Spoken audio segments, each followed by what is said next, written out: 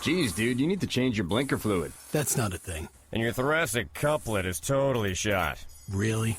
It is. Look, nothing gets by me. Just like this oil filter. Nothing gets by Purolator. Hey, if you're using Purolator Boss, you know your stuff. Oh yeah, protection up to 15,000 miles. Ooh, but you really should replace your Vesuvius valve. Stop talking. Purolator oil, air, and cabin air filters. Nothing gets by us. Available at Advance Auto Parts, Pep Boys, and other fine retailers. Blog Talk Radio.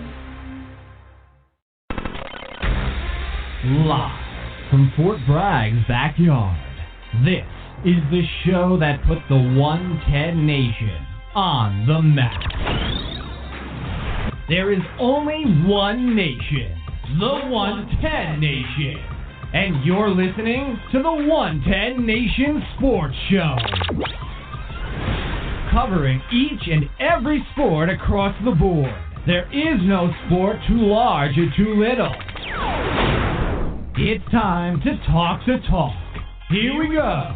Here's the man, the founder, and your host, Mr. CJ Sports.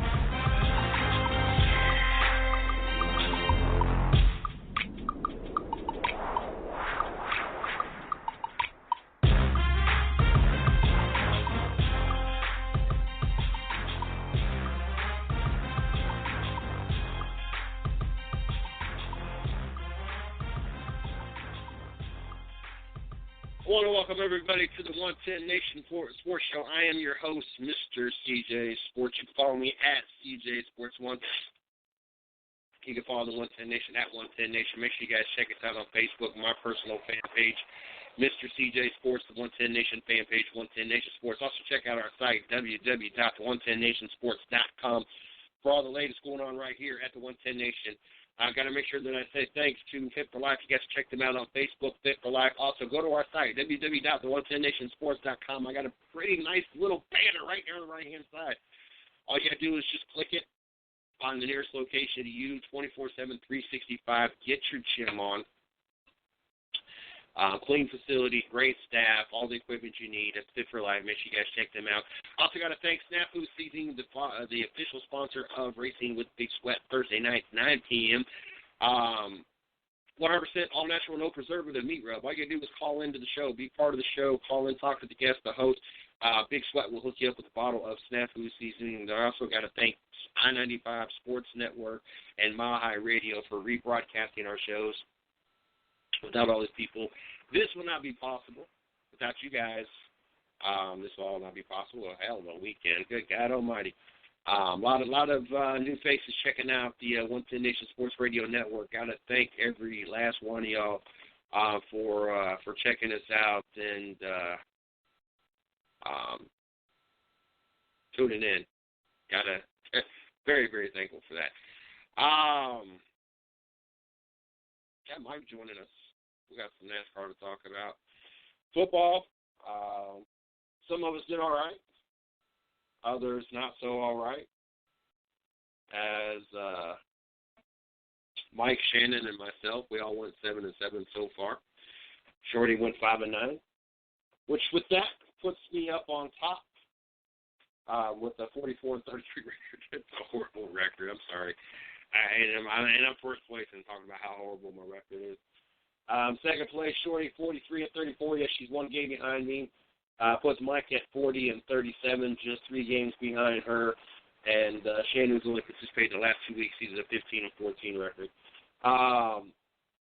And all three of us picked Arizona.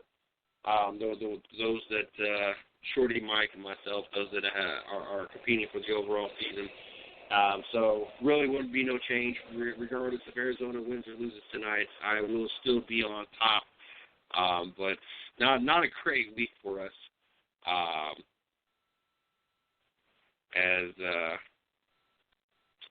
all of us going 7-7 versus Shorty going 5-9, and letting me take top spot. So, yay me! We're gonna talk a little bit about that.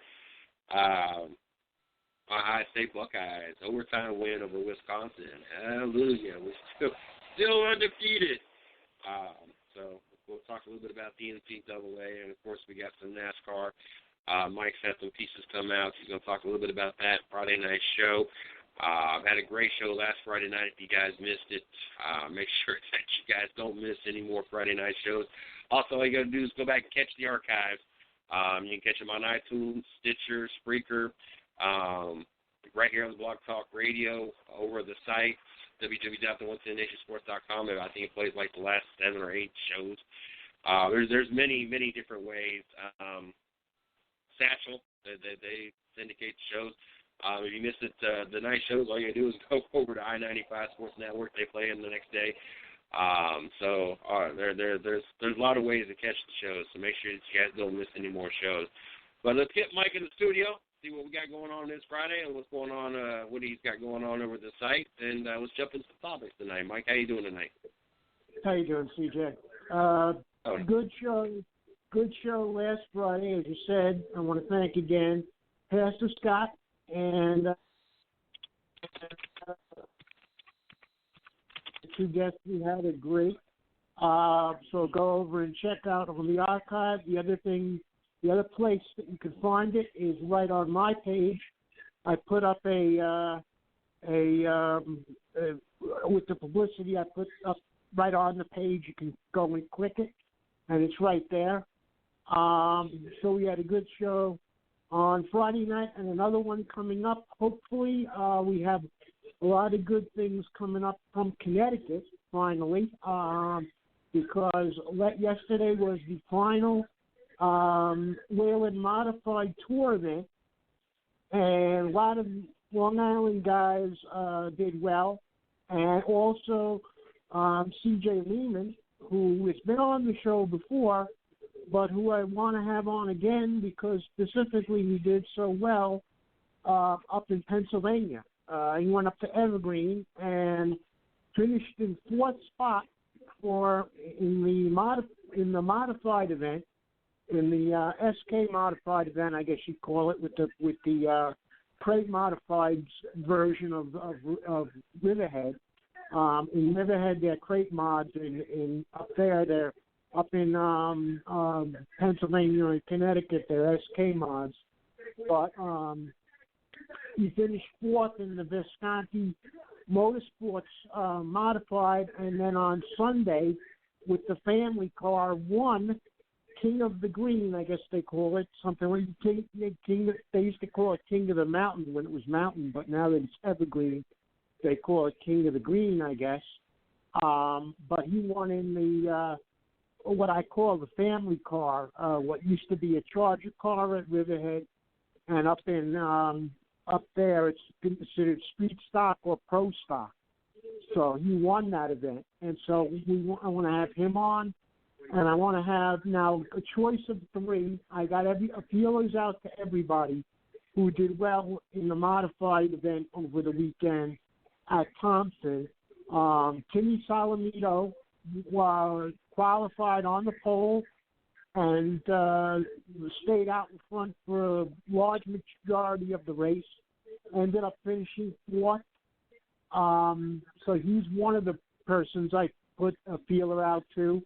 Also, Doug Kobe, who has been on the show before, but I always wanted to have him back at the end of the season, and this would be a perfect time because he's won the championship, the Whalen Modified Tour championship for the season, even though Justin Bonsignor won the race, another Long Islander. So a bunch of Long Islanders did well over the weekend, and we'll be spotlighting them that they went up to Connecticut and Pennsylvania and took it, as they say, took it on the road and did very well. And I'll also be checking on the Legend guys who had their last race of the season, or one of the last races before the Turkey Derby. There's one more left in Wall Stadium in New Jersey, which is around, obviously, Thanksgiving. So that'll be Friday night. We'll have at least 2 or 3 guys from that selection of men and drivers that I just named. So we'll definitely have a good show on Friday night as well.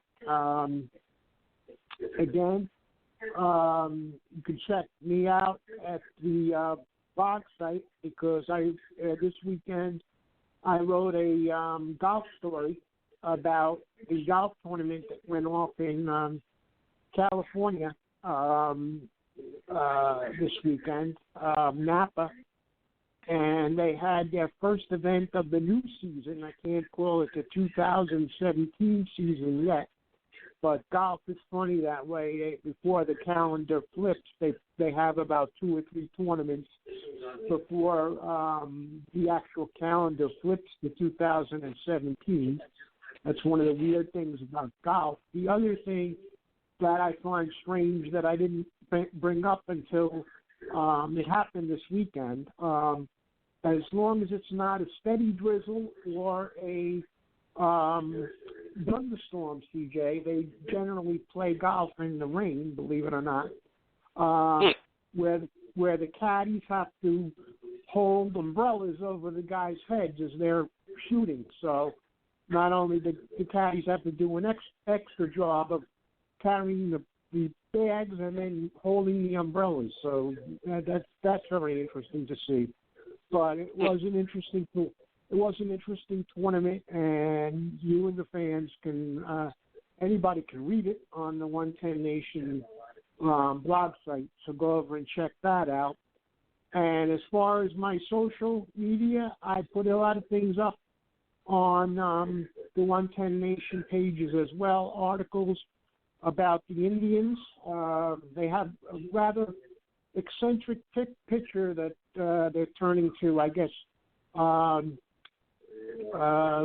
forget the name, but it's on your page there, CJ, that got hurt playing with a drone this weekend, which is I think is the thing that's sort of like flying around like a satellite, or I've seen those things. I don't know exactly what they're supposed to do, but he actually cut his finger, and so, but he'll still be pitching game 3. But they made an issue. They wrote a whole article about his eccentricities that you can read because of that happening, obviously. Talk about athletes getting hurt in weird ways and so forth. So that's up, and a couple of other articles as well, including what's wrong with the Panthers. We'll get into that when we get into the picks, I guess. Different things. Well, with that, different things with that, and also finally my social media. As I said, you can get me at my personal Facebook fan page, on the 110 Nation pages, which I'm updating constantly every week as we get guests and different things going on. The show pages, both of them, and the fan page again, where I ask for fan input as far as if you'd like to hear from a guest that I haven't thought of as yet, especially in the off season. Drop me a line in the comments, let me know, and I will do my best to book that particular individual. Also, and finally, is my Twitter, which you can get me at Stats108. That's STATS 108. So a lot of ways you can get me, a lot of ways you can get the archive of the program, and all of our programs are archived on different pages, I guess, relating to each show. But again, if you haven't checked out last Friday's show, do so, because it was, in my estimation, one of the better ones we've had in terms of diversity. And that's what I always strive for each week. And again, so definitely check that out, and certainly check this week's show out as well, because we'll have talk about the Whelen Modified season and the fact that everybody was in Connecticut and Pennsylvania. So talking about a lot of the out-of-state races that are going to go on from here on out, CJ, till the end of the season. Got you. We got Izzo joining us tomorrow night, and we got Shannon coming back on Wednesday, and we got Sarah Cornett-Ching and Dylan Lupton also going to be in the studio on Wednesday night, so looking forward to that. I can tell you what's wrong with the Carolina Panthers.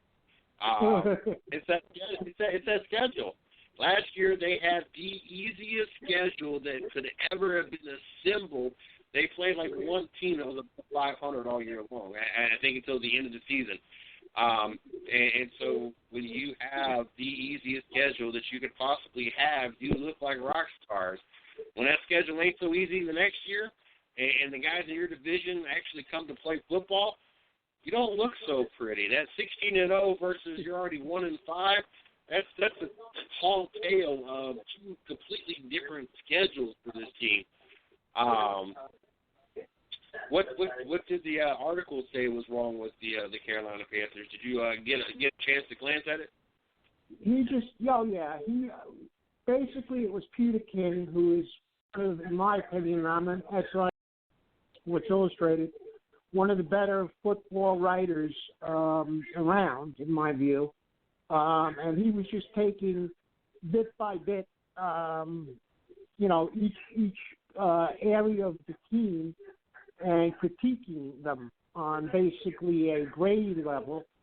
And, for instance, he said, obviously, that Cam is not playing as well as he has in the past. And basically, he was putting down their receivers,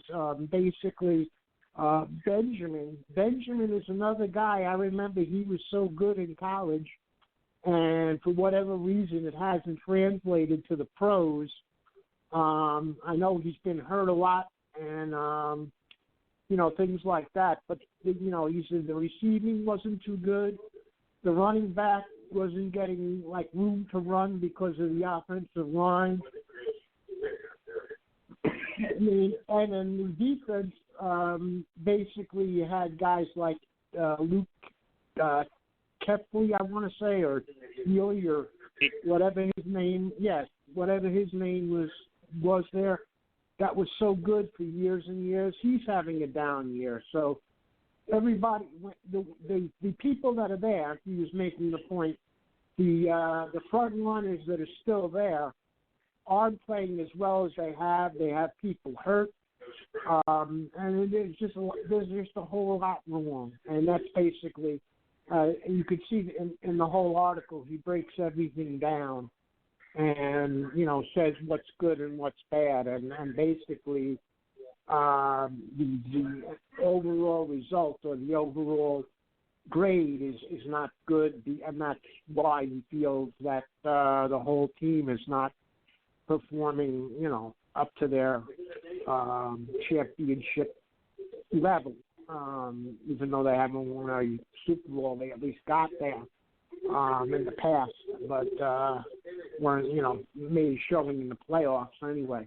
But they haven't played up to, it doesn't take, a great analyst to get this part. When you're 1-5, you're not playing well. And there's not a lot of parts of your team that's going well. And if you're over the season, you're worse. So I guess the idea is they want to take and build on that one win at this point. But I think the surprising thing, CJ, and I know we'll talk about this a little later. We can go into the football picks, as it were. The thing that surprised me is that a lot of the teams that have been doing so well, like the Packers, and the only team that came out surprise ahead in that regard, and no surprise, was the Patriots. They seem to be no matter what goes on during their games, they seem incapable of losing until the last game of the season. They have a problem with the regular season. That's when they relax a little bit, when they have everything locked up. But that's my experience watching them for the last couple of seasons. But they are playing, to their level, which is so much above everybody else. But you look at what happened this week. A lot of the teams that we said were going to perform, you have Green Bay. Rodgers didn't particularly played well. You had Pittsburgh surprisingly go in the tank, and you had Indy trying to stick in there, which we had picked, or at least two or three of us picked Indianapolis to turn it around, and the Texans, needed a last gasp score to go ahead and win. But it was that kind of a close game, and close games throughout the week. It wasn't that anybody blew anybody out necessarily, but the close scores came out the other way, and that's what happens. That can happen, and everybody that was playing above average, say, went in the tank at the same time. So that didn't help our picks any, and of course you made some headway, as you mentioned, with your picks, and and the rest of us will try and catch up. What do you say? We got a studio. I'm gonna go ahead and put this person in. They pressed once. I'm assuming they went on air, so we're gonna see how this goes. It goes 50-50. Unfortunately, there are people that hang out and make life difficult sometimes. So, caller, how are you doing tonight? And was you trying to get on the show? Yeah, how's it going, guys? I just actually tuned in, so I'm not entirely sure what you're talking about yet. But if you give me the topic, I can probably chime in pretty easily. We were just talking about there was an article on I guess SI talking about the Panthers and his breakdown of why the Panthers are not doing good this year. My simple breakdown was they didn't have the easiest schedule possible like they did last year. But the article went in a little more depth on just different key areas like Luke Kuechly not playing to his normal self, Cam Newton obviously with his concussion problems this year and everything else. Yeah, I mean, to be honest, I think if you look at the Panthers, a lot of people expected them to go back to the mean last year and even the year before that, right? And I think Cam Newton's an amazing player, but in reality, there's just not that much talent on the team, at least not enough talent that it made sense to have a 14-2 season. Now, they certainly have more talent than a 1-5 football team, but I think we're kind of seeing the two extremes in back-to-back seasons, right? I don't think they were nearly as good as they showed last year. I don't think they're nearly as bad as they're showing this year. I think it's been some bad luck. But I think to compare this to a team that theoretically should have gone 14-2 is not really the right way to think about it. I think in reality, they always had kind of the talent of a 10-6, 11-5 team. They were probably a little better than they should have been last year, but I'm still pretty shocked by this start. I mean, the schedule has not by any means been difficult. I mean, New Orleans is not a game they should be losing. They had bad luck with Cam out last week, but it doesn't look good. That's for sure. Now I got a question for both of you guys. Cam Newton's post-game interviews are getting shorter and shorter, and you can see the frustration build on that. Should the media spin that as they've been trying to all day long to make a big deal about that, or is it one of those things that just let the man be?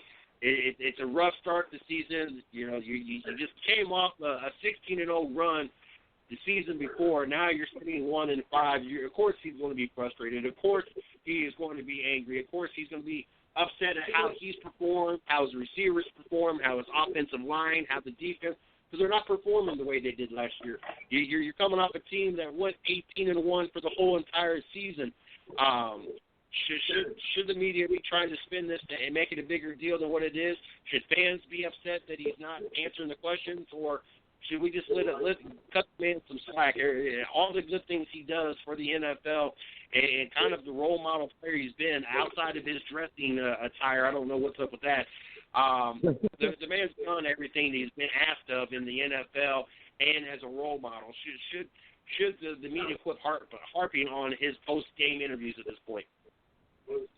Well, I think. Go ahead. No, yeah. I mean, if you're an NFL quarterback, especially one like Cam who is putting himself out there, you're setting yourself up for when you get success, you're basically giving credit for the entire run. And if you're not successful, when you have an outward personality, you also set yourself up for taking the blame if something goes wrong. I don't necessarily think this is on Cam. I mean, I think we should be more impressed with what he's been able to do the last few seasons with not a lot of talent around him. Should he be taking flack? I mean, it's 2016. If you say one wrong word on the internet, you're exonerated by 7 million people just go at you as if they're the greatest moral characters in the entire world. So yes, he's going. Should he take flack? Probably not. I mean, but the society we live in says he's 100% going to take flack. So he's been famous long enough that he should know that if he says certain things, he's going to take flack. And so if he doesn't want to take flack, then he shouldn't say certain things. But if he's willing to take the criticism that comes with it, which he doesn't seem to mind all that much, then why not be yourself, right? But he's going to take flack is the quick way to put it. Yeah. Easiest way. I'm going to let you jump here 1 second, Mike. I was going to say that the easiest way to catch flack on the internet right now is one of two ways, real simple. Either say, I love Hillary Clinton, or I love Donald Trump. That is the quickest way to have your friend list go one way and half your friend list on Facebook go the other way, and of course, any other social media. But go ahead, Mike. Yep. No, what I was going to say about that, and we've had this discussion with any sport, CJ, and specifically NASCAR with Tony Stewart and everything else, when they're putting, the guy could lose or not even lose, but get into an accident or have an incident on the track and climb out of the car, and immediately there's a guy with a microphone, and I'm sensitive to that, being a member of the media myself. But they got to understand that these people are human. They're athletes. They're so much more athletic than the average person. Okay, we get that. But when you're not performing, whether it's you or your teammates, you're going to be angry or upset. And if you have a person right there, and asking questions like right after, I mean, half these guys can't even get dressed before they're asked questions and so on. And yes, they do have a press room and everything else where these guys can go, unlike, the tracks where the guys just get out of the car and they get those microphones, pushed in their face. But basically, you got to cut these guys some slack because, when they win, they'll give you every interview you want. But that's human nature too. There's a part of it that's human nature. If a guy's gonna, well, not even a single person, but a team is gonna lose, especially, take this week for an example. You say the Saints. Well, the Saints haven't been the type of team they've been in the past. So you lost to a weaker team. You lost to somebody in your division. He's going to be upset, and also he's human. Okay, you can't sit there and have the presence of mind and say, oh well, I can't be angry because I have these people with a microphone in front of me. It'd be nice to have that kind of control all the time, but these people are also human. And you have to take that into consideration.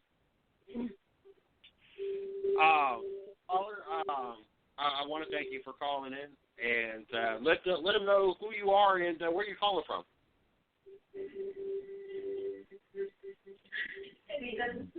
Did you leave? Oh, yeah. Yeah, he happened to drop off.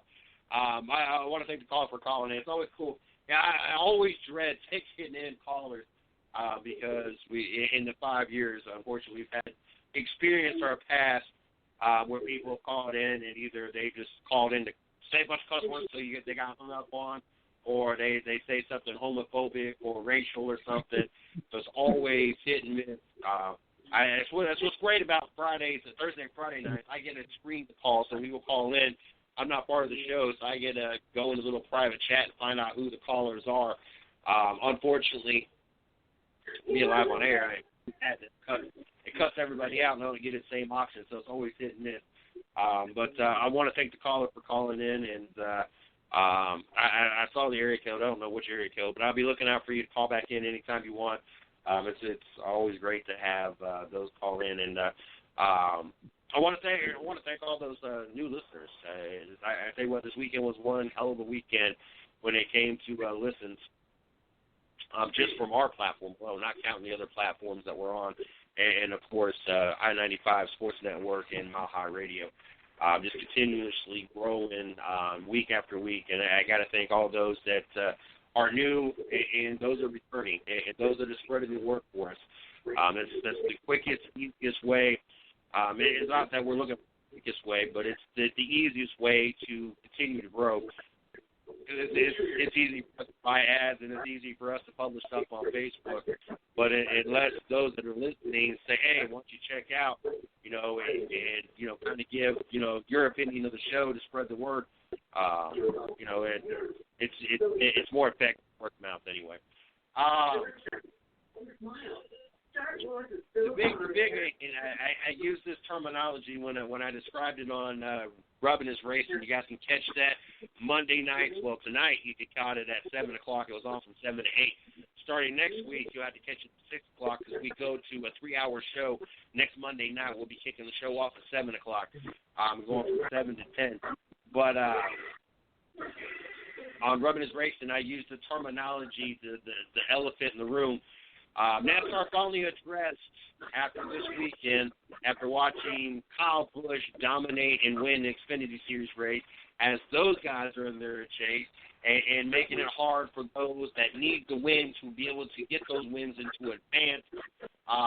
It seems that it's going to be addressed going into the 2017 season. You've heard my opinion earlier, Mike, and I'm going to give it once again. Once you give your opinion, but I want to know your opinion.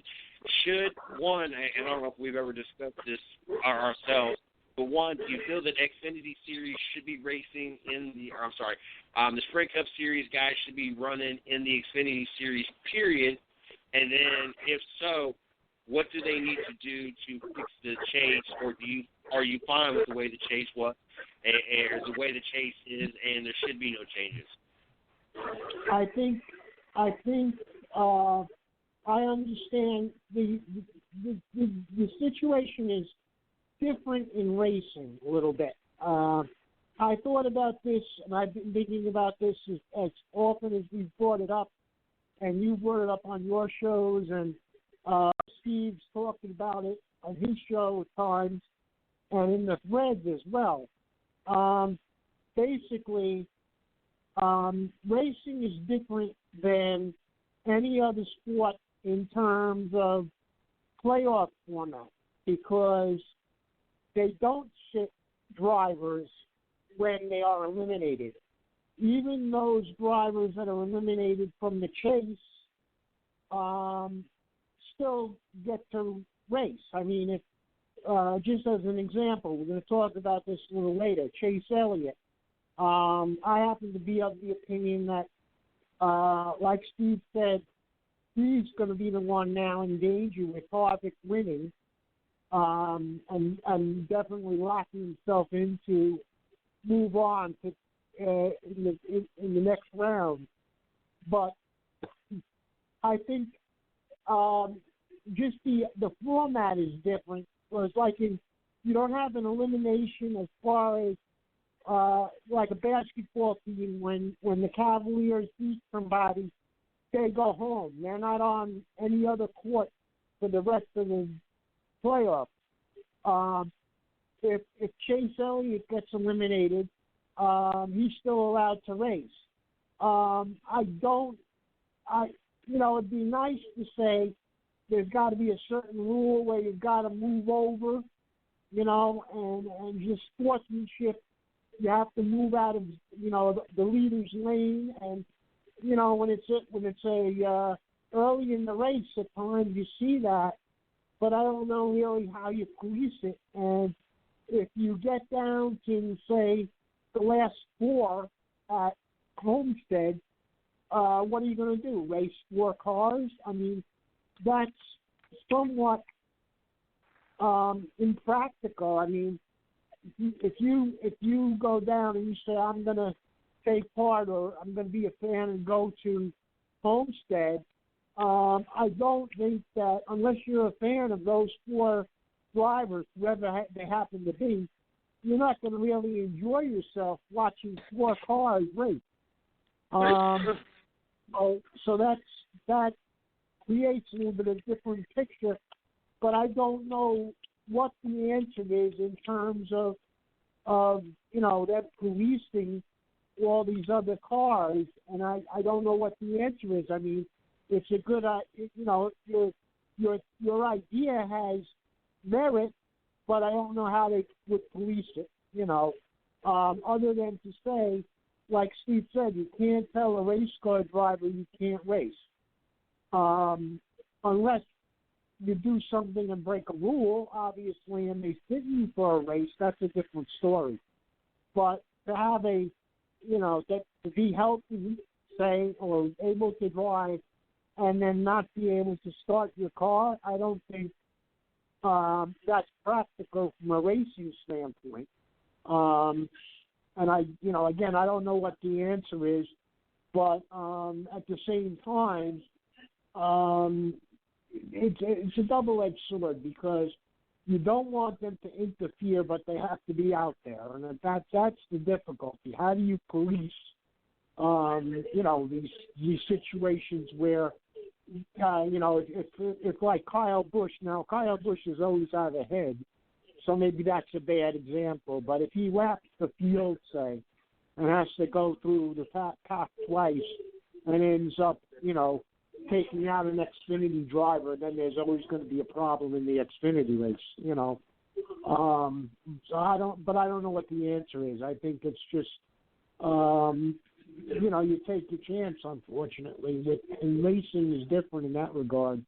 Like I say, when you eliminate a team, either in baseball, football, basketball, hockey, any other sport, they go home. And they're no longer an issue in that particular season. You don't send who got eliminated. I mean, Chris Bushler is still racing. I mean, he might be running 40. He might be running 40th, but he's still racing.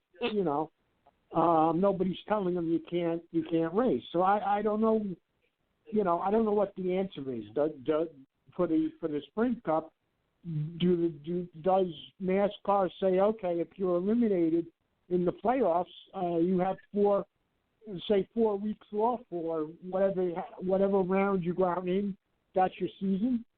I mean, that could possibly be, except I was thinking about that when you were talking about options, and as Stephen, you were talking earlier, CJ, talking about sponsorship money and all the rest of it. But then you look at it, and I'll play the devil's advocate a bit. Even if you send the guy home, okay? Say you send the guy home and his sponsor is, I don't know, I'll make up something, Hershey's, okay? And Hershey's doesn't get, and they could say, well, we don't get the exposure for those however many races the guy is sent home for. But then you think about it, excuse me, you think about it and you say, how many times, if you're running in the back of the pack, how many times do they shoot Chris Bushler on TV? If he's running 39th or 38th or 37th, okay? How many times do you see his car on camera? No, they're going to stay with the field or with the people that are up front. I mean, maybe 12, maybe they'll go as far back as 20, But after 20, you don't see the guys on TV. I mean, until they get up to 12th or 11th or whatever. You don't see those guys on TV during the course of a race. So, I mean, you can't say that if Chris Bushler, I'm using him as an example because he's out, he's eliminated, but he's still racing, but you don't see his car. How often do you see his car on TV right now?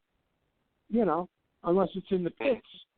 That's the point. That's the point. And so maybe there's a situation where, you know, down the road when NASCAR does all their tweaking at different points in different seasons, maybe they decide to do that. And if, my feeling is if there's too many accidents, or when you say accidents, too many wrecks involving, you know, because that was always an issue too.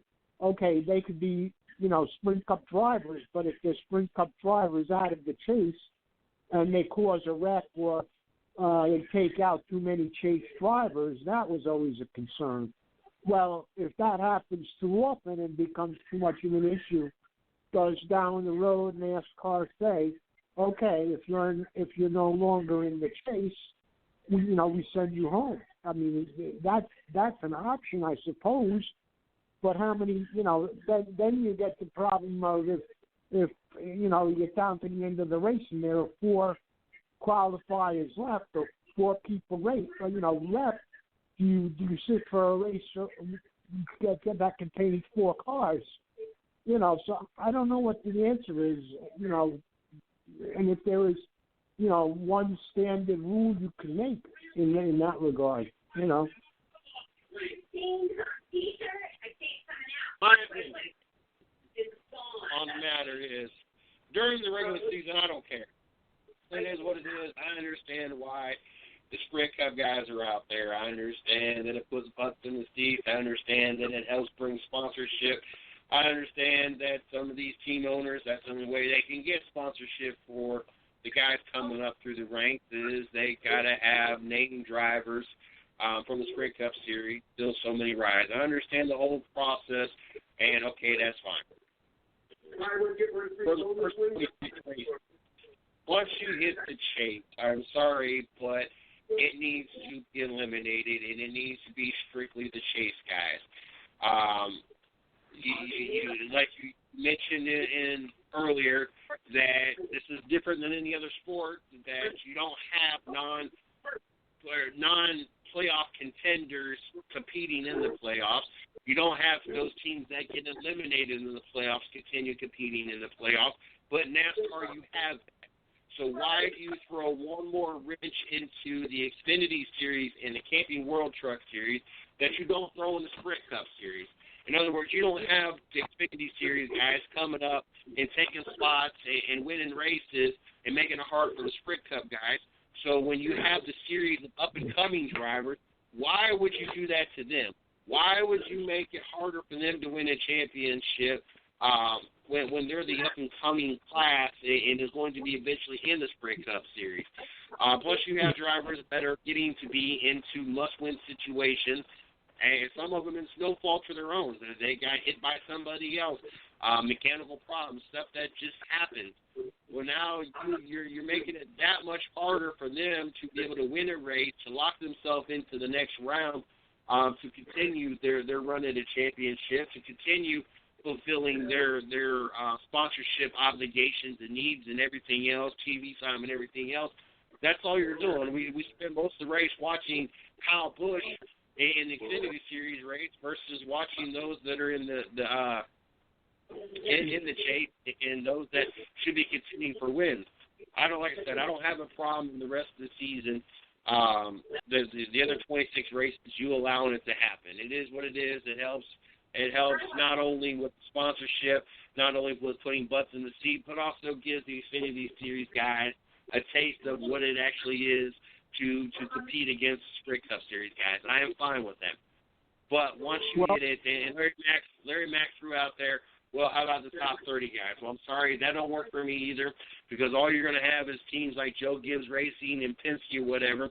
Okay, well, we're going to get guys outside the top 30 to contend. So your Alex Bowles, who's been doing great this year in the 88 car, now he's eligible.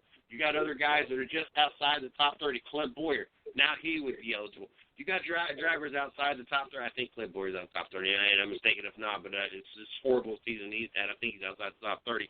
But you're going to have enough drivers that are outside the top 30 that you would be putting in those top 5 cars that now are want to be doing the same thing that your normal guys that you have out there. So I'm not a big fan of even outside the top 30 being out there and competing at all. I want it strictly to be the Xfinity Series guys or the Camping World Truck Series guys when it comes to the chase. Well, I don't want to read his mind, but I'll tell you, I thought of another side to this too, especially when the thing came out. Especially when the thing came out this morning, CJ, about them looking into this, NASCAR looking into the, and again, I saw it. Somebody on Steve's page, one of the fellow administrators, put it up when I first saw it, and then I went over to NASCAR.com to check it out. And the Steve O'Donnell was on Sirius Radio this morning and was talking about them looking into that as early, what we're talking about now, as early as 2017. And one of the things I thought of, and again, you or Shannon, either one of us could ask him this question when he comes on, I guess tomorrow night or Wednesday, whatever night it is. Mark, seems to me that a guy in his situation, an owner in his situation, that's stressing that he's a development team, would take your tact more or less and say, okay, sit the Sprint Cup guys down, and it opens up more opportunities for my guys to move up. And you talk about into like Xfinity, or I mean, he was mentioning that his team wouldn't probably go higher than trucks, but even that, like to say, okay, the truck series, okay, take maybe a Dominique and give her a shot, and I guess this is how the Xfinity and the Nationwide and whatever it was called, Busch Series, was initially set up. So I can understand your side of it, and I think he would be pro more or less sitting the. And again, I don't want to speak for him, but we'll ask him. In that regard, he would be more inclined to sit because of what he does. Have the Sprint Cup guys sit out, off the Xfinity, and open up more opportunities for his, people like him, people like his drivers in a developmental situation or a developmental program.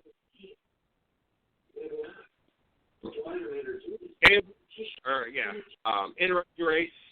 We seen kids come out and lead the first 116 laps. We saw different drivers at different times. Seemed that they might be the guy. And then come along Kevin Harvick.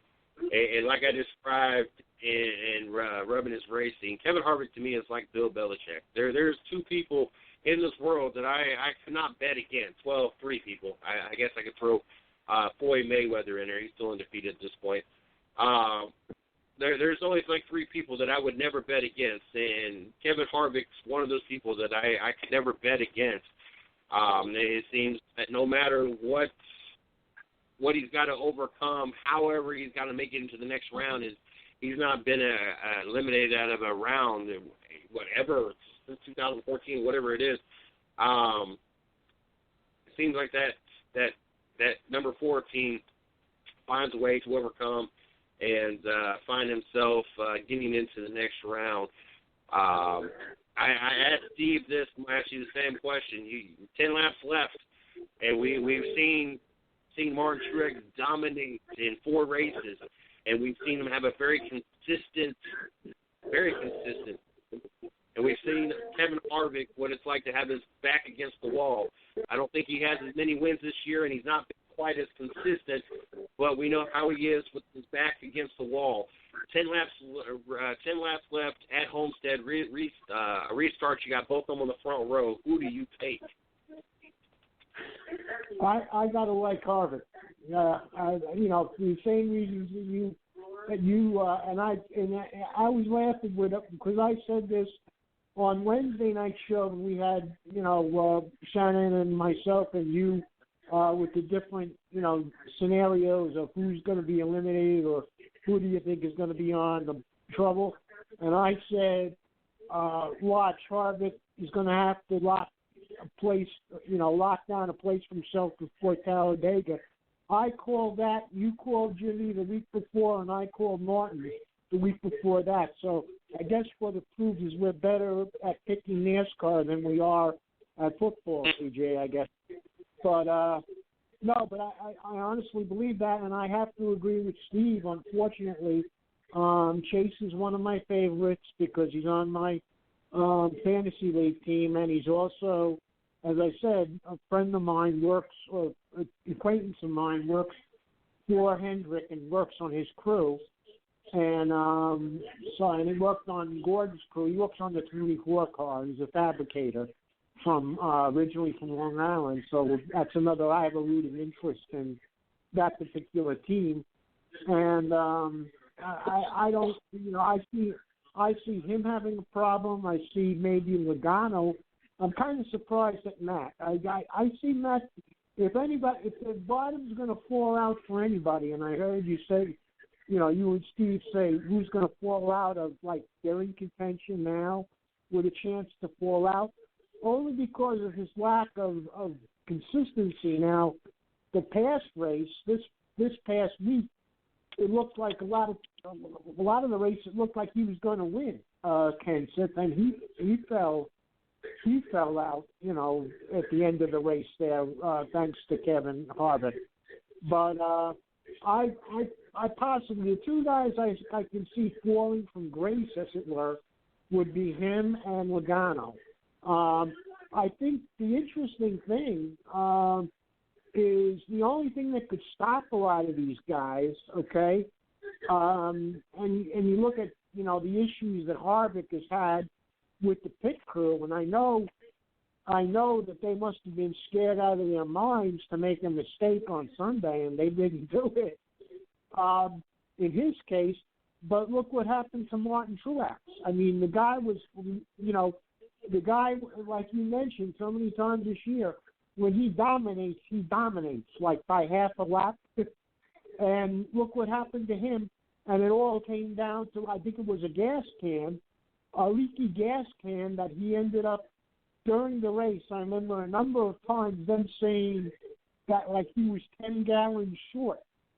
And every time he came into the pits after a certain point, there was a guy trying to fill his gas tank or refill his gas tank because he was 10 gallons short right up until the end of the race. So here you have it. And what's basically stopped Martin Truex last week is pit stops. And here, they're so vital, so vital to what happens, and you saw it with the two of them. The plus side with Harvick, we're having no problem, and Truex, and not having a problem with the car in terms of speed, but having a leaky gas can, which led to low gas. So it's all comes down to pit stops, one way or the other.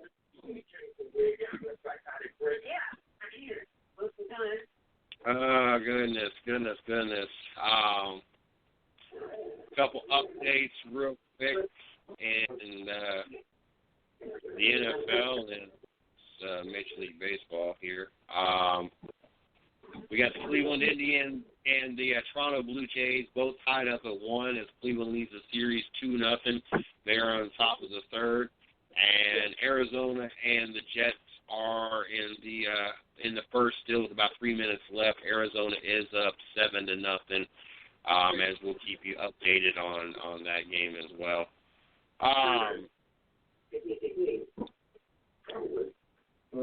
We got Talladega next weekend. A wild card race, an interesting race, a race that I'll definitely be tuning into. I'm a restrictor plate man. Yes, I would like the restrictor plates gone, but I am a super speedway man. I guess let's go that way. But I do like the 3 wide, 4 wide, even 2 wide pack racing. I don't know. There's just something about going 200-plus miles an hour, bumper to bumper, doorknob to doorknob, and all the aero that goes with it. There's just something about that I love when it comes to NASCAR. I've made my pick well known in the first show. I'm going to say it again. I think Brad Keselowski is going to come out on top. He won Talladega earlier this year. He's won the last 2 restrictor plate races. Got his first win in the 09 car at Talladega. There's something about Talladega and Brad Keselowski that goes together. Unfortunately for Penske Racing, I think it's going to come to the cost of Joe Logano. I think he's just a little too far back from consistent drivers that will stay consistent out Talladega, will find themselves staying out of trouble. But I find Brad Keselowski being our winner next week and finding a way to find himself into the next round. Mike, what do you think, and how do you see Talladega playing out? It's so tough to pick because you could be a favorite and basically get caught in the big one. And but I guess going in, I would agree with you only because, like you say, he won the first one, and could go to the extent that you go by notes. Having won this year, there is not going to help. That's not going to hurt him, I should say. But Talladega is such a wild card. It's just a matter of where you are in, say, the last, 3, 4, 5 laps, and can you hook up with a teammate and have them push you through in those last couple of laps in the track, especially Talladega, even more so than Daytona, I would think. I mean, I've always associated, I guess drafting is a factor at both of the super speedways, but I always tended to look at it more in Talladega, probably because the big one is more associated with Talladega and the drafting and all the rest of it.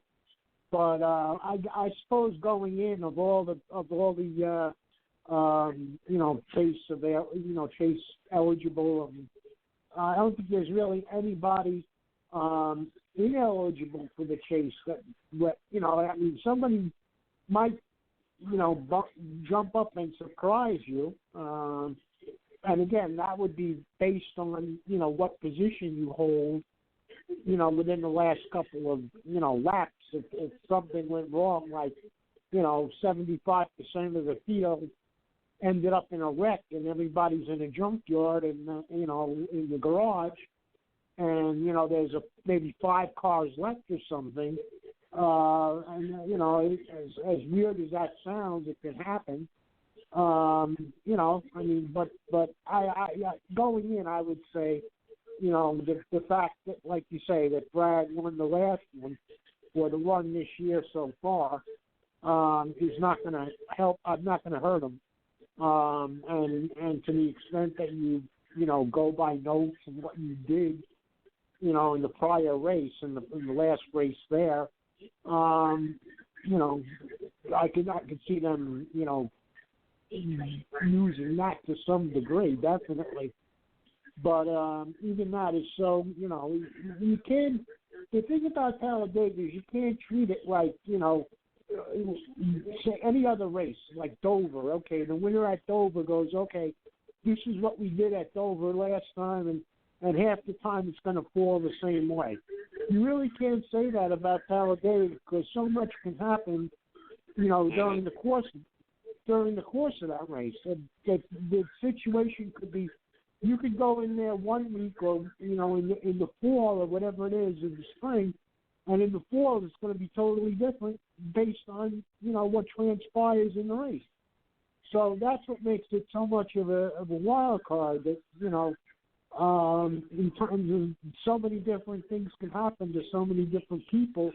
Even if you were a prior winner there, you can't fall back on that. Only on that, yes, you could use it to some degree, but even less than in a, you know, you want to call it a normal track or a normal racing situation. And I think Talladega is like the only track that you can look at and say that. You know, even to the extent that Daytona is a super speedway, and even Pocono to that extent in terms of banking and different things with the tunnel turn and all that. But just Talladega is so much different, you know, in how all the races there, you know, turn out, and you know what transpires during those, whatever it is, 200 somewhere laps.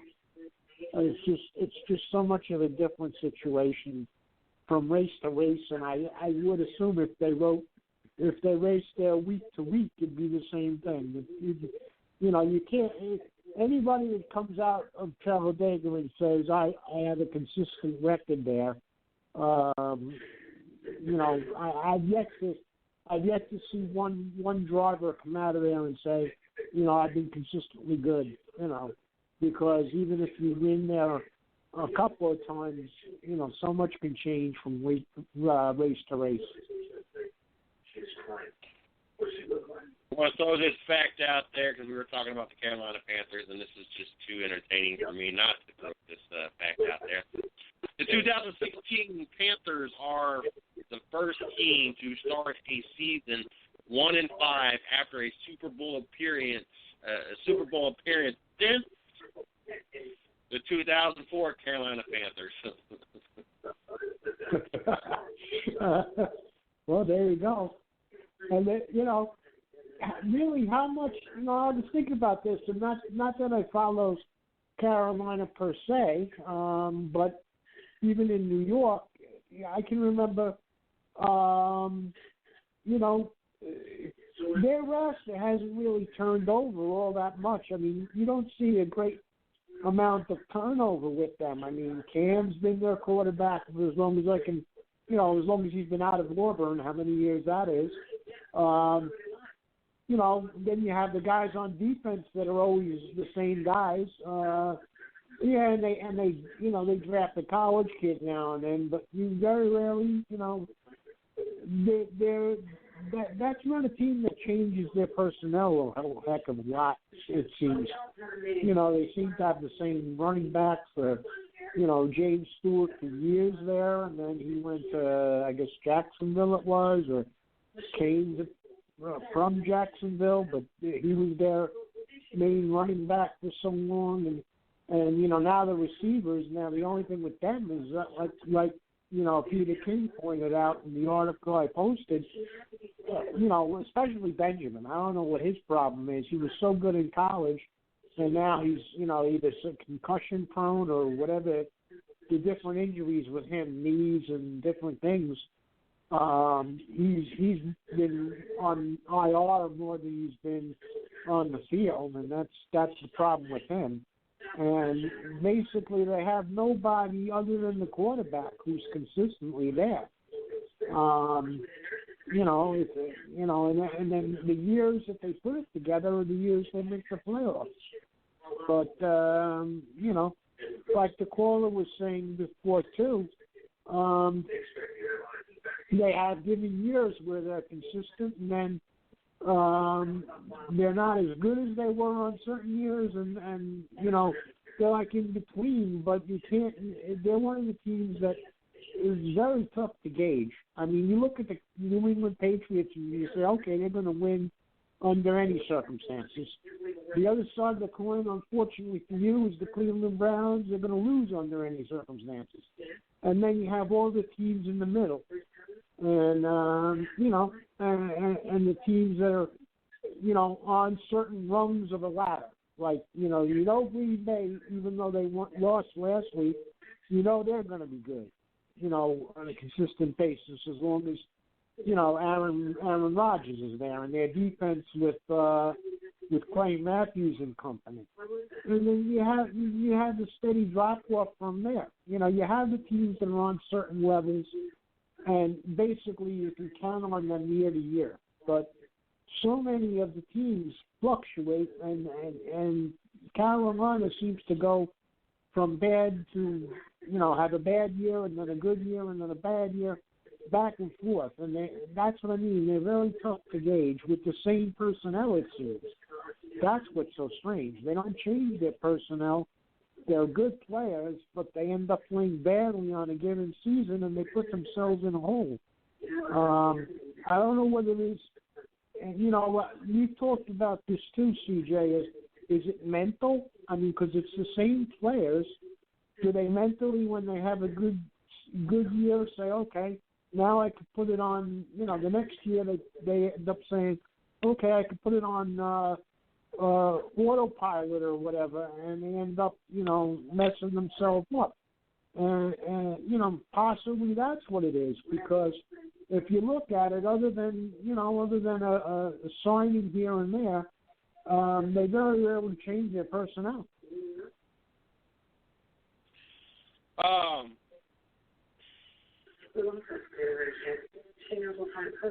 was I going to say? Wow. I drew a blank. Were you going to respond to something about the Panthers?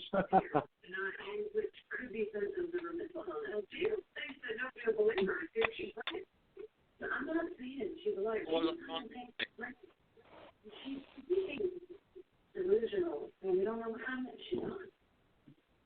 If she was right.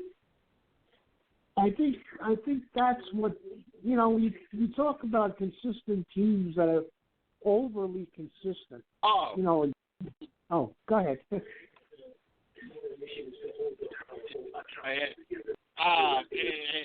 change the subject, and I was waiting till you got done. I didn't change the subject in the middle of it, but whoever would have imagined, especially after watching last year, and after watching the Dallas Cowboys not able to win a game without Tony Romo being behind that center, who would have ever thought that we'd be sitting with a 5-1 Dallas Cowboys team without Tony Romo, without Dez Bryant, with a rookie quarterback, with a rookie running back, and both of them going on record runs here to start off the season, with Dak not throwing an interception in 176 pass attempts, passing Tom Brady yesterday, and Ezekiel Elliott running for his fifth 130-plus rushing yard game, setting a record as well.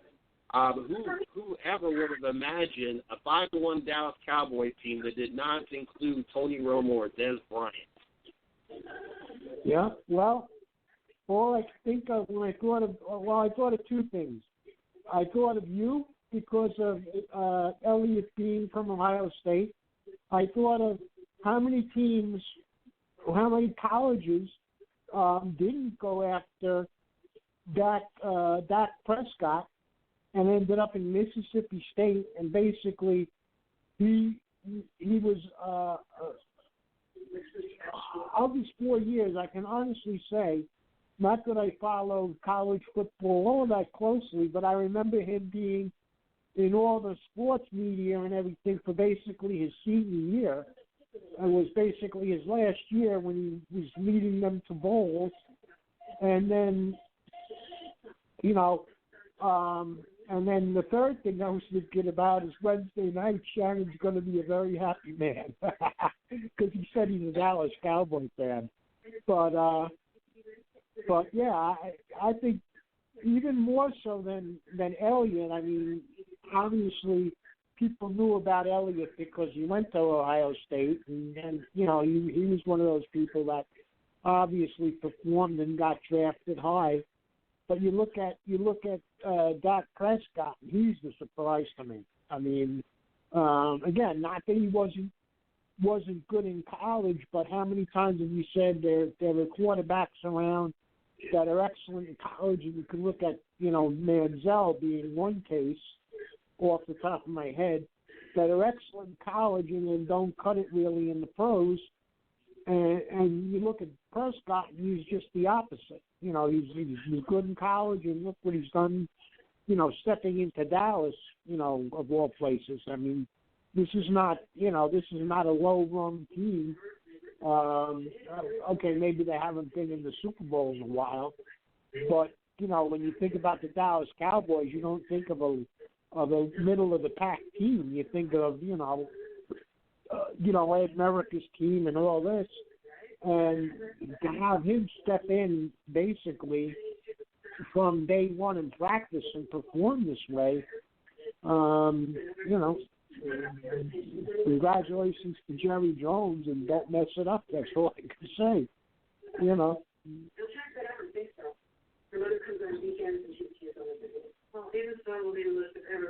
Kaepernick had his opportunity, his day in the sun this weekend.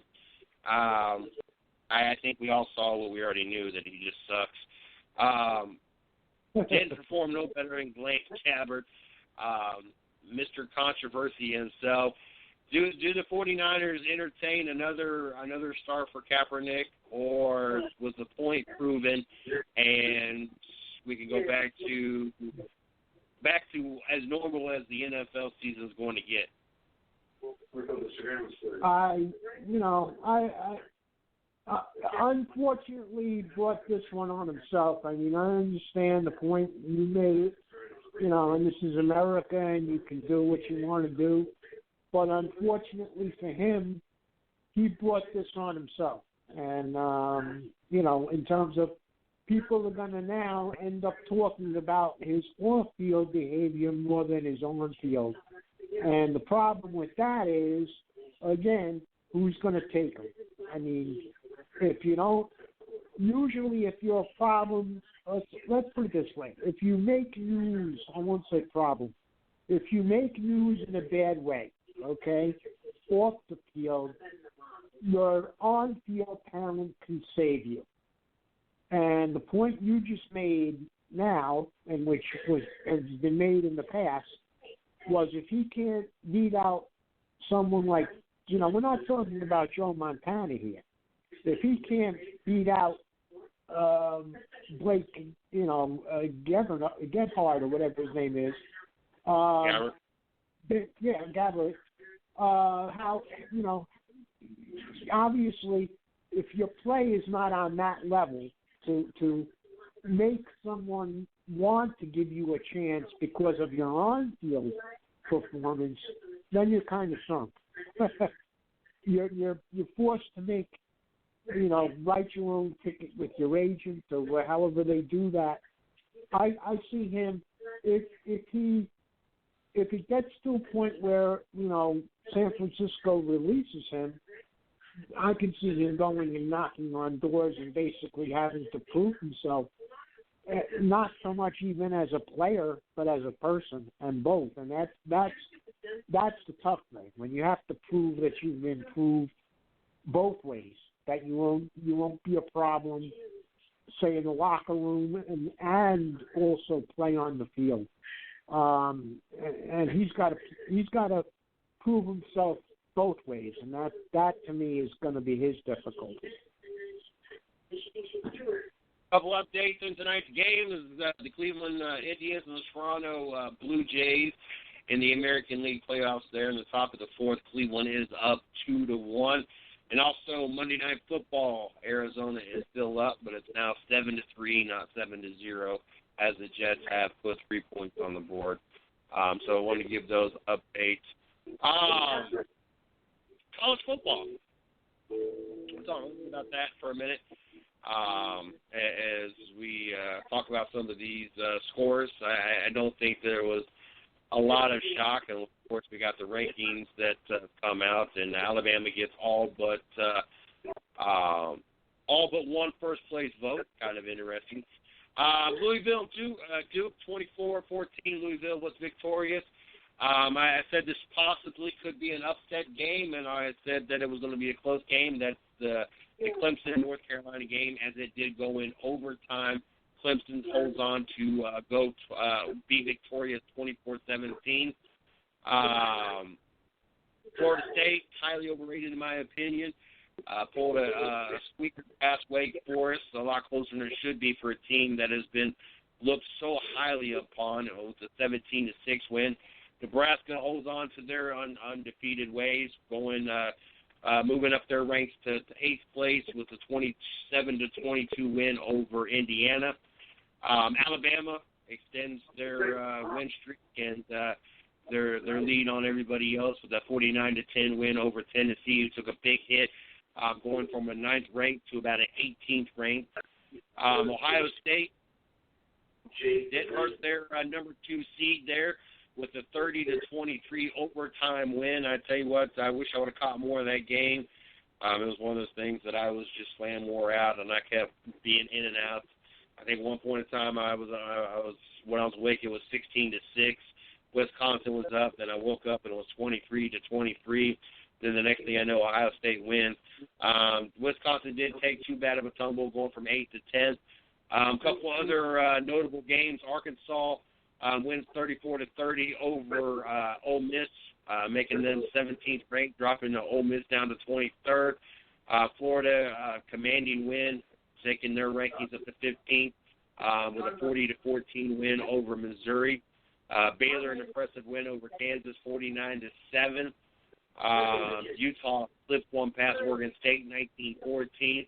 Western Michigan still making their way up through the ranks, moving up to 20th with their 41-0 win over Akron. Trying to think, North Carolina over Miami, 20-13, as they continue to work their way up to top 25 as well. Just an interesting weekend in the NCAA. We got to see some good close action. Ohio State, Wisconsin, a battle of the battle of 2 top 10 teams is the second 8-point into the weekend, but a battle of 2 Big Ten teams that like to grind it out. That Boise State, Colorado State game, the 28-23, Houston, Tulsa game, Arkansas, Ole Miss game, Utah, Oregon State game, all real close games. Even the Nebraska, Indiana, 27-22. Just a lot of close competitive games. We had our normal blowouts. Alabama over Tennessee, 49-10. Western Michigan, 41-0 Akron. West Virginia, 48-17 over Texas Tech. But this weekend was a lot more competitive. This is more of what I want to see when I sit down to watch my college football. I'm tired of seeing these 77-0s and 69-10s and 55-3s. I want to see the 2013s. I want to see the 27-22s, the 17-16s, 24-17 overtime, 30-23 overtime.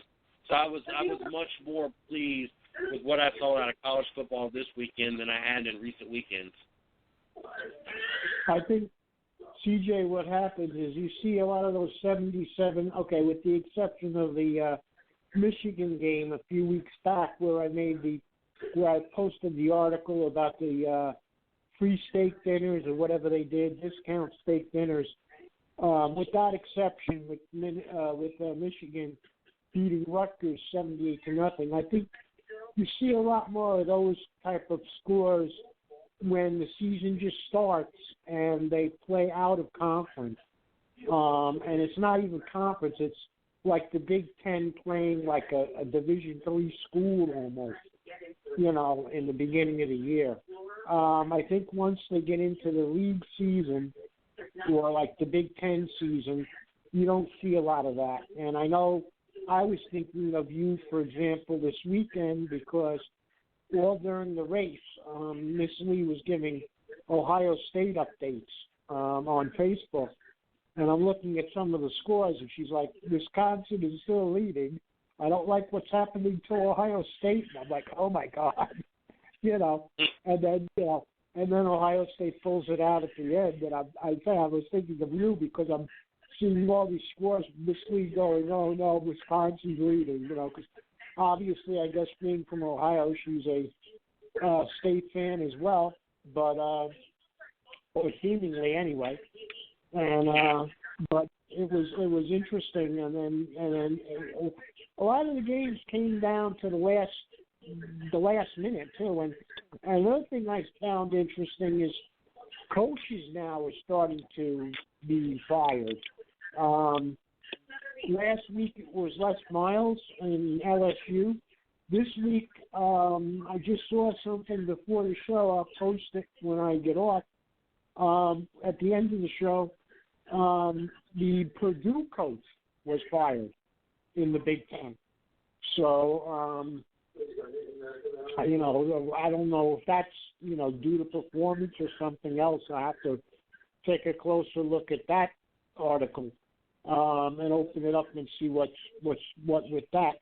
But so you're going to see a lot of, you know, you talked about the Texas coach being on the hot seat, and you know, a lot of these, as we get down to the end of the season, you might see, you know, colleges making changes based on, you know, seasonal or, you know, records to that point. And the interesting thing is some of these coaches even get fired before they get to a bowl, and that's always an interesting one, because to me they have so many bowls in college that you could have close to a losing record or have been performing under what you're expected to do, and with so many bowls between like Christmas and New Year's, you know, there's a possibility you could, you know, be like 500 and make it to a bowl. And a lot of these coaches get fired before the bowl, but they coach through the bowl game and then end up, you know, getting fired. And so that's always an interesting thing when you have a, you know, lame duck coach preparing you for a bowl game. But, you know, as we get to the end of the season, I think you're going to see more coaches, you know, get the axe if there's, you know, performance-wise or any reason otherwise. That's when you're going to start to see this. And, it, you know, we're only, 6 weeks in? 7 weeks in, maybe, in college. So it's starting earlier than usual.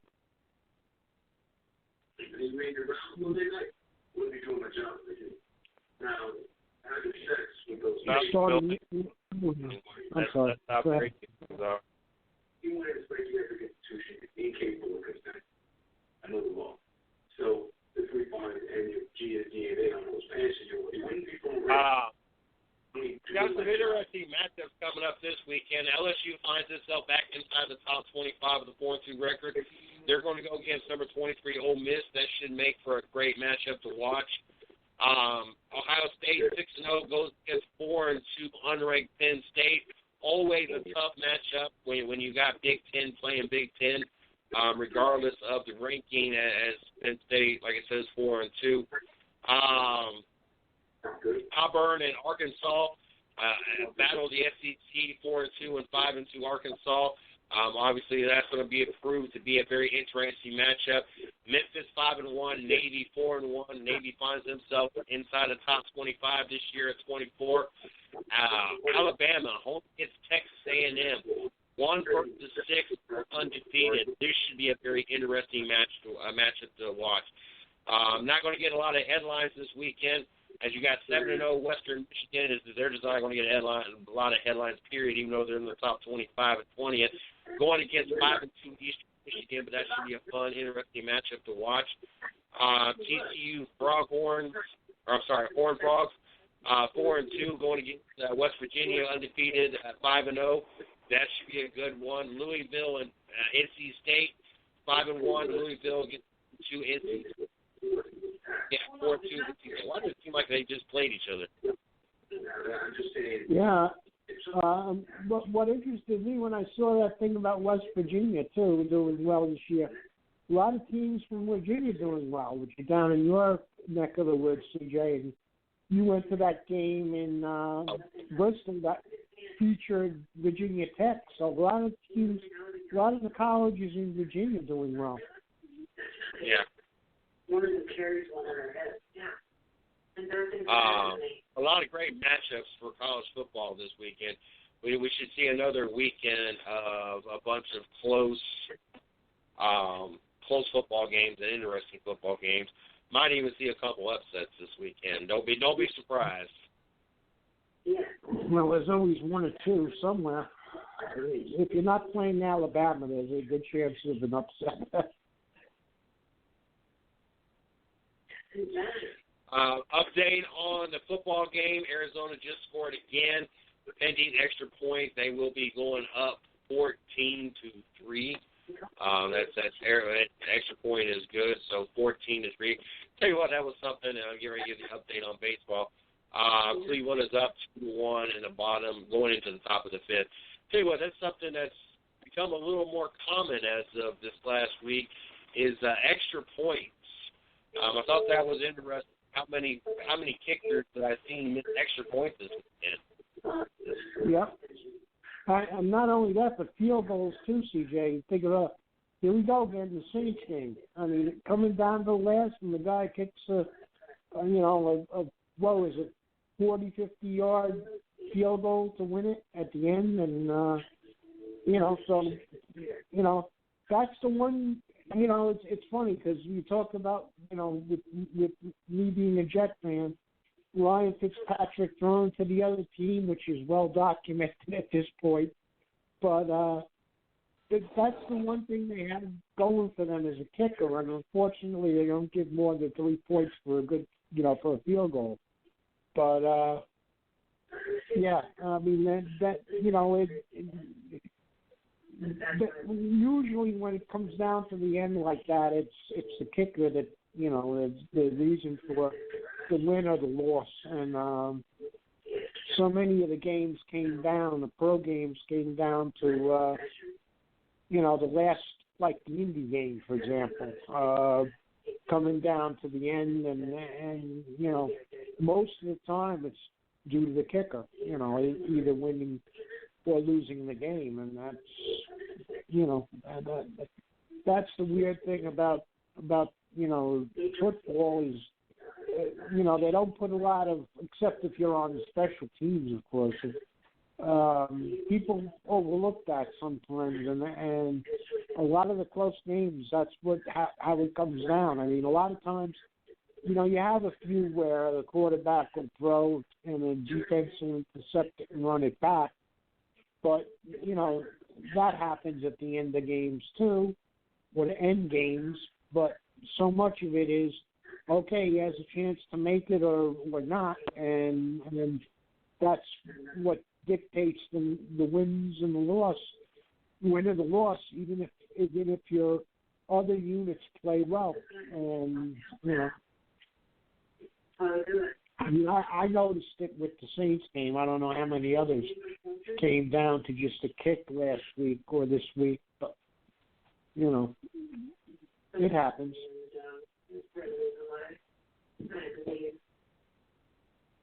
The conversation of Tony Romo and Dak Prescott is going to be a topic that gets heated up more and more as we get closer and closer to the possibility of the return of Tony Romo. If you're in Jerry Jones' shoes, what do you do? Knowing that Tony Romo got injured on the third hit preseason, knowing he's about one more hit away from permanently being done, I know that Jerry Jones says that Tony Romo's the guy. As soon as he's back, he's healthy, he's getting the starting role. I don't know if I agree with that. I don't know if that is the best plan, in my opinion. I'm going to give my opinion here in a second. But if you're Jerry Jones, how do you handle it? What decision did you make on Tony Romo as that situation? I think you sit Tony Romo down, especially now. If look, it could happen. It could happen this week because look what happened when we picked Denver every week and they won up to last week.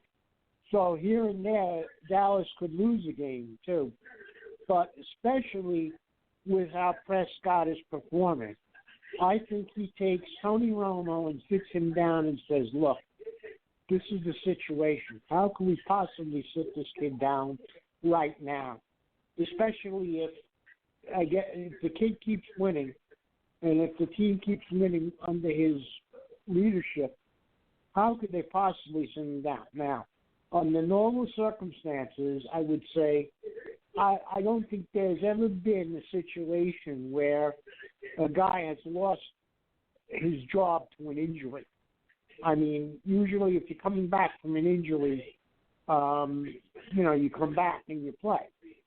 I can't recall a quarterback ever losing his job just because he's injured. But this might be the first time we see the question arise. It's not a matter of, is quarterback number one playing well or not playing well, or is he playing badly, or do we sit him? This is due to an injury. And I don't recall that a quarterback that's been injured has outright lost his job because he's been out because of that. And this might indeed be a first, CJ. In my opinion, what needs to happen, Jerry Jones needs to sit Tony Romo down and say, you know what, you're one injury away from being done. Let's restructure your contract. You're going to be a Cowboy for life. You're going to be paid as long as you can put a uniform on. Let's take you to a backup role situation. Let's help you. Let's have you continue to help mentor Dak Prescott. Be there in case at any point that yes, we need to fulfill your shoe, or fulfill the role of the starting quarterback, or need you to come in. But let's preserve what's little bit left of your career, and let's help try to make you go out on a positive note. Let's see if we can get you to go out with a Super Bowl ring. And that's what I'm looking at. Is backup role at this point, and help mentor and help continue developing Dak Prescott. Why would you take the chance of breaking up the rhythm that you have? This quarterback and these receivers and this quarterback and the offensive line and this quarterback and the running back, especially the running back, because he's never played with Tony Romo other than 3 plays into the preseason. And I don't even know if Ezekiel Elliott played in that first preseason game. I can't remember. You already have a rhythm. You already have this all together. Why disrupt that just because Tony Romo has been that quarterback that has been there for all these years? That has never really won you anything. I mean, yeah, he's statistically the best quarterback Dallas has ever had, and yes, you made it to the playoffs, and yes, your pretty much your only wins last year came because of Tony Romo. But if I'm Tony Romo, I'm sitting there thinking to myself, I would rather preserve and have an opportunity to be able to get a ring, regardless how I get it, versus never ever get a ring because I want to get it back out there in the field and try to put my body through something I know physically is probably not going to happen. And that's what I meant when I said, especially to underline what you said, I totally agree with you. Especially if the kid keeps winning, and if the team keeps winning like they have. If he was in a situation when he started in week 1, say, where he'd win 1 game and lose 1 game and win 1 game and lose 2 games and win another game and maybe another 2 games and win a game and back and forth. But this kid is being consistent. He's winning. They're 5-1. Not he himself, but since we're talking about his position and his, the person he's stepping in for specifically, I'll put it that he's winning and the team is winning under his leadership. I don't see them any way they can sit him down. And if anything, I think it would ruin his confidence to sit him down at that point. And the funny thing is, to the media anyway, he's saying the right things, meaning Dak Prescott. He's saying, well, this is still Tony's team and blah, blah, blah. He was just a article. They had an article on him, I believe it was a cover story, if I remember, where he said this is Tony's team. But I just don't see, I mean, here's a team that, for so many years was so good and, hasn't been good since like the 90s, in terms of the Super Bowl and the Michael Irvin years and everything. And I see if they were to sit, here's the situation. If they were to sit, in my view, if they were to sit Tony Romo down, I think it would do more to hurt the kid's confidence at that point than help it. And so as long as the team is performing to the level it is, I don't see them being, I see him exactly what you said, taking Tony Romo and sitting him down, like I said before, and saying, look, we're going to go with him, and you're still a member of the team, but he's performing so well. How do we possibly sit him down? I'll just say that let's say that Tony Romo comes back after they played 8 games. Let's say the Dallas Cowboys are sitting 7-1. Just hypothetical.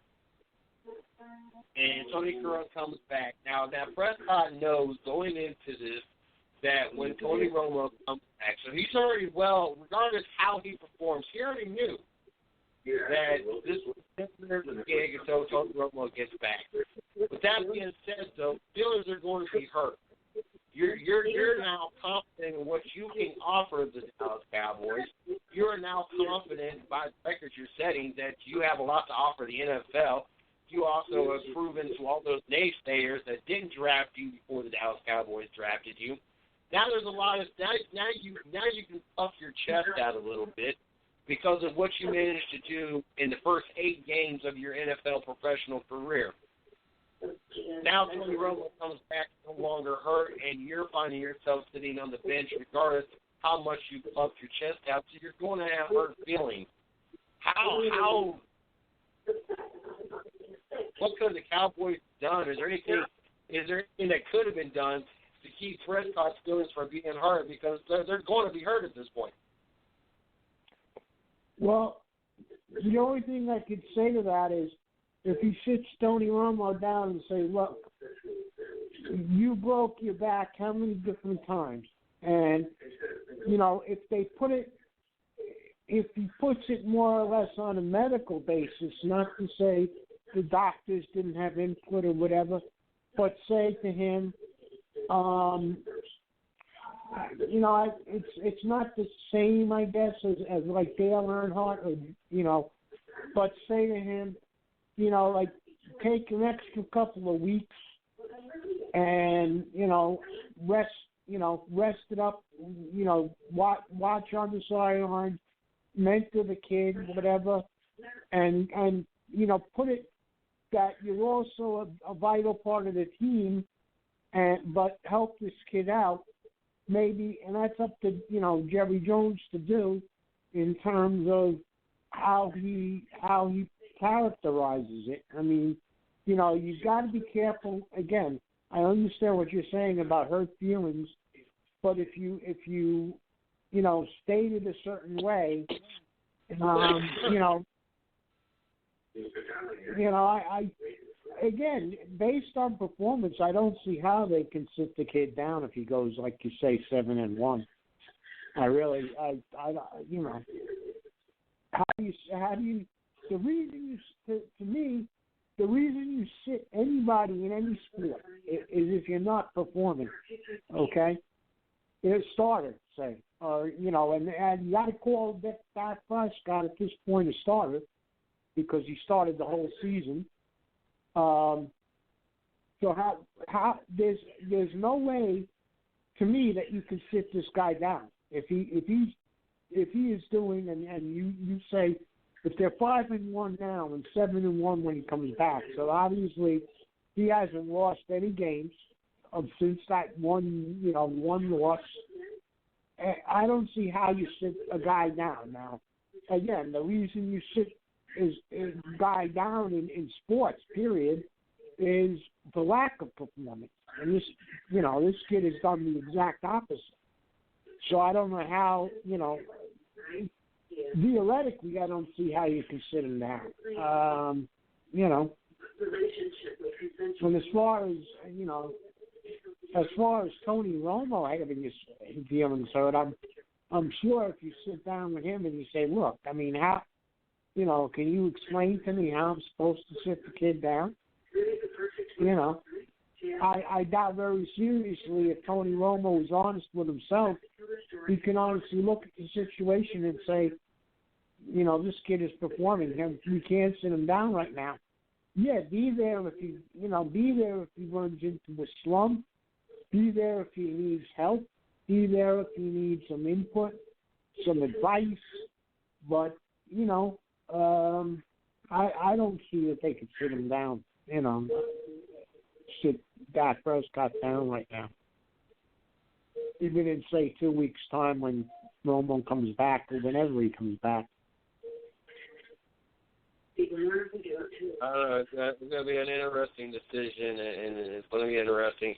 I don't know. I was just sitting there thinking, was there any way possible that the Cavaliers could have done, or the Cavaliers, but was there any way that anything Dallas could have done to prevent Fields being hurt? Because, he knew going into this was temporary, and regardless how he performed, now performing the way he has, setting the records that he is setting, and having the confidence that he has, regardless, I know Fields are going to be hurt, and we all know Jerry Jones is going to screw this up, and he's going to put Tony Romo in. And so probably. I was just sitting there thinking to myself, was there a way possible that Dallas Cowboys could have done this without causing Fields to be hurt? I think, you have to put it on a certain level, CJ. I mean, yeah, like I said, if the guy was up and down, and then you'd have a reason to sit him down when Romo came back. The fact that he did so much more than was even expected of him, and I think if he was honest with himself, we all have an ego, okay? We all like to think we take over, and like I was kidding you about, the New England Patriots, I said you could probably be their quarterback for a while and they'd still win, But I think we all have an ego to some degree, and but I think if you again, he's done so much more than was, and if he was honest with himself, if Dak Prescott was honest with himself, I truly don't believe he thought that going into the season, from week one, that he'd be performing this well. And I think he'd be lying if he said he thought he was capable of this from day one, at this level, okay, with this kind of consistency. But especially because of this, I agree with you that Jerry Jones will probably screw it up, but I can't see a way that, and I can't even see. I'll be honest with you. If both parties are honest with themselves, both parties being Tony Romo and Dak Prescott, either way, I don't think, if Tony Romo sat down and said, and Jerry Jones said to him, we're going to have to play this kid until his performance, tanks somehow, or goes lower, or until he falls down to such a degree that he's normal again. I think if Tony Romo looked himself in the mirror, away from the media and away from everybody else, I think he'd have to admit that looking at the kid's performance, there's no way that they could sit him down and with the way he's performed, it's just so much over what everybody thought would happen, in my view, that it's just because of the performance, you just can't do it. You can't do it. And like I said, the only person that's going to be hurt in terms of feelings, and if he was honest with himself, if Dak Prescott stayed as the number one right now, the only person that would have his feelings hurt would be Tony Romo. And that's where Romo has to sit down with himself and say, okay, so, if I break another bone, I'm done. How many times am I going to break my back, basically, and, get repaired and, at my advanced age or whatever, however you want to say.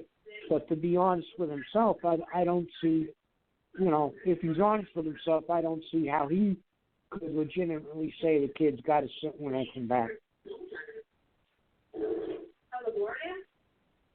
quick update going on right now as the American League is in a tight one in the bottom of the fifth, 2-2, Cleveland and Toronto. Just past the 2-minute warning, Arizona's up 14-3 over the New York Jets. Wow, 2 hours already gone fast. Who was that? Gone. What? Amazing. Let them know where to find you Friday night and where they can find you on social media. Okay, by all means, thank you, CJ. Social media, you can get me on my personal Facebook page, the 110 Nation pages, where I post articles, and my blog, the blog site, the 110 Nation blog site, where I put up in season and a little bit out of season when we get into the off season, and I know who's setting up new cars or what's happening with the new season. I will be writing for that as well. My Riverhead Raceway blog. But for now, I'm concentrating on golf as this season just is over, and that leads into Friday's program. You can also find me on the Hot Laps with Stats pages as well. But as far as Friday's program, as I said earlier, we're going to have basically a report from Connecticut because the big race was at Thompson over the weekend. The Whelen Modified Tour ended their season, the Asphalt Modified season, with Doug Colby winning the championship and a couple of Long Islanders having stellar races. Timmy Solomito, who's been on the 110 Nation before, both on my program, and I believe Steve had him on once as well, because I booked him early when I first started with Steve. He ended up winning the pole and finishing fourth, and also leading a significant portion of the race before Justin Bonsignor, another Long Islander, ended up winning the race, and Doug Colby won the season-long championship. And so we'll have one of those three individuals on the program, as well as I'm also attempting through Eddie Partridge, who we had on last week, to get Ryan Priest on the program because he won the SK Modified feature at Thompson, and also my report from the person that runs the Whelen Modified Facebook page is that here we go again, another good race for a person who's been on the Hot Laps with Stats show, CJ. Eddie's driver, Ryan Priest, finished second in the Whelen Modified Tour event. So, and he was always saying that, he's far back, and he told us on Friday night, Eddie told us that they're far back in the points. But here's Eddie on the program Friday night, and over the weekend, they get a second-place finish.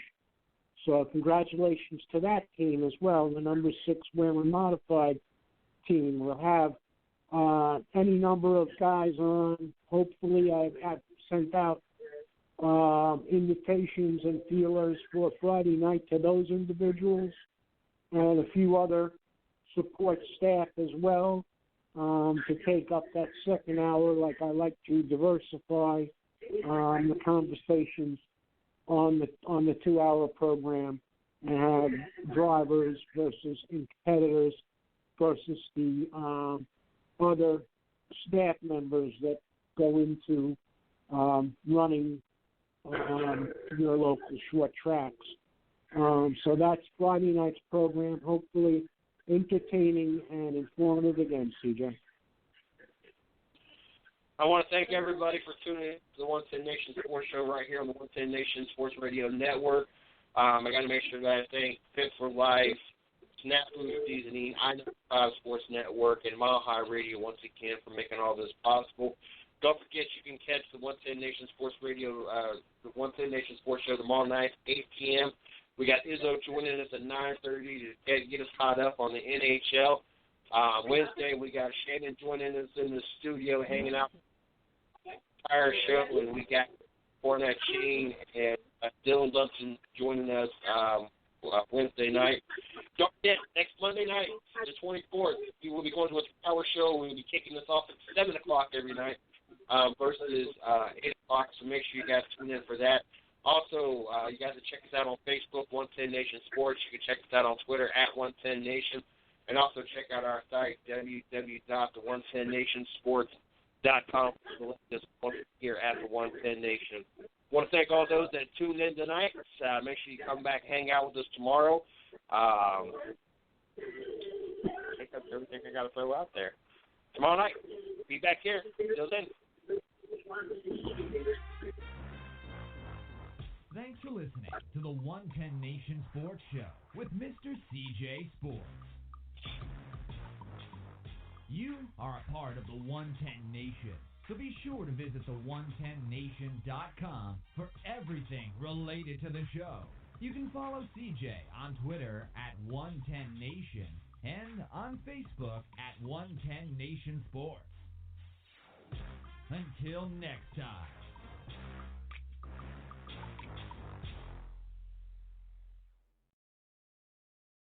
When you don't go to Geico.com, car insurance can be hard. Like early 90s heavy metal hard. I'm yelling and screaming and I'm loud. Roar! Geico makes it easy. You can review and update your policy or report a claim on Geico.com or the Geico mobile app. Because shouldn't we all have a little less stress in our lives? I'm not even upset about anything! When you don't go to Geico.com, car insurance can be confusing. Like Swedish techno confusing. Bark, bark, meow, meow. Dance with me, purple cow. Bark, bark, meow, meow. Ooh, you lovely cow. Geico makes it easy. With 24/7 access, all you have to do is go to Geico.com and you could save money on car insurance. It just makes sense. Unlike, you know. Dance with me, purple cow. I like your moves.